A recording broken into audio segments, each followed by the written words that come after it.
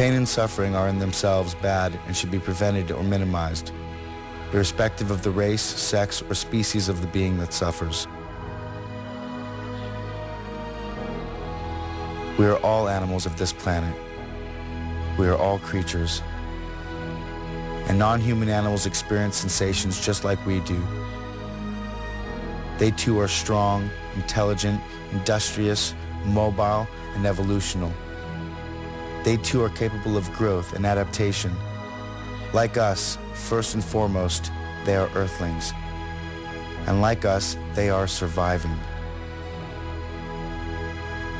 Like us, they also seek their own comfort rather than discomfort. And like us, they express degrees of emotion. In short, like us, they are alive. Most of them being, in fact, vertebrae, just like us.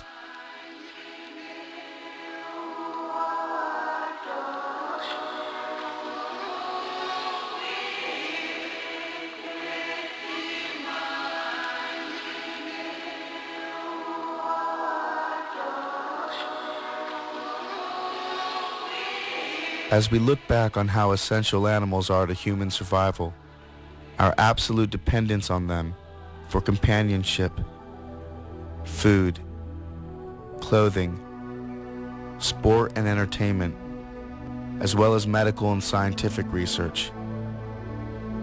Ironically, we only see mankind's complete disrespect for these non-human providers. Without a doubt, this must be what it is, to bite the hand that feeds us. In fact, we've actually stomped and spit on it. Now we are faced with the inevitable aftermath. This is evident in health reports due to our over-excessive consumption of animals. Cancer, heart disease, osteoporosis, strokes, kidney stones, anemia, diabetes, and more. Even our food has now been affected, and at its very source. With antibiotics used to promote weight gain in animals who can't gain weight under the stressful, overcrowded living conditions in factory farms. With the overuse of pesticides and insecticides, or artificial hormones designed to increase milk production, litter size, and frequency. With artificial colors, herbicides, larvicides, synthetic fertilizers, tranquilizers, growth and appetite stimulants. It's no wonder that mad cow disease, foot and mouth disease, physteria, and a host of other animal-related abnormalities have been unleashed on the human public. Nature is not responsible for these actions. We are.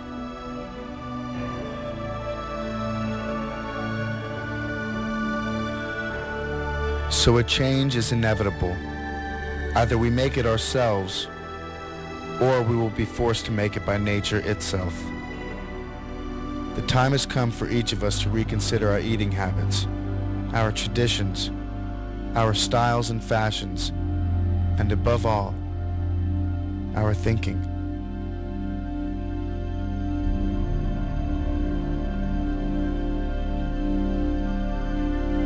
So if there's any truth to the age-old saying, what goes around comes around, then what do they get for their pain? Do we even give it a second thought? If what goes around comes around, what do they get for their pain?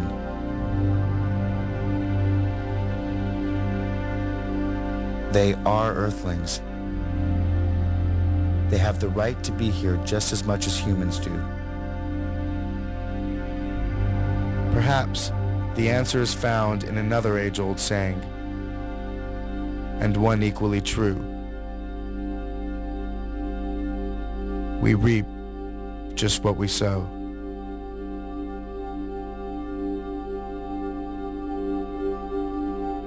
So of course animals feel, and of course they experience pain. After all, has nature endowed these wonderful animals with well springs of sentiment so that they should not feel? Or do animals have nerves in order to be insensitive?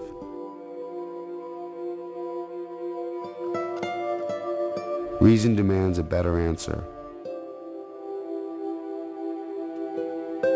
But one thing is absolutely certain. Animals used for food, used for clothing, used for entertainment, and in scientific experiments, and all the oppression that is done to them under the sun, they all die from pain. Each and every one. Isn't it enough that animals the world over live in permanent retreat from human progress and expansion? And for many species, there is simply nowhere else to go. It seems the fate of many animals is either to be unwanted by man or wanted too much. We enter as lords of the earth, bearing strange powers of terror and mercy alike. That human beings should love animals as the knowing love the innocent, and the strong love the vulnerable. When we wince at the suffering of animals, that feeling speaks well of us, even if we ignore it. And those who dismiss love for our fellow creatures as mere sentimentality overlook a good and important part of our humanity.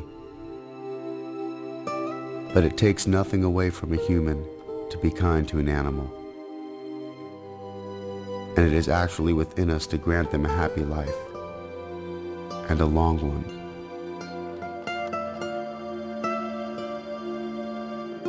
On the heath, King Lear asked Gloucester, "How do you see the world?" And Gloucester, who is blind, answered, "I see it feelingly. I see it feelingly." Three primary life forces exist on this planet: nature, animals, and humankind.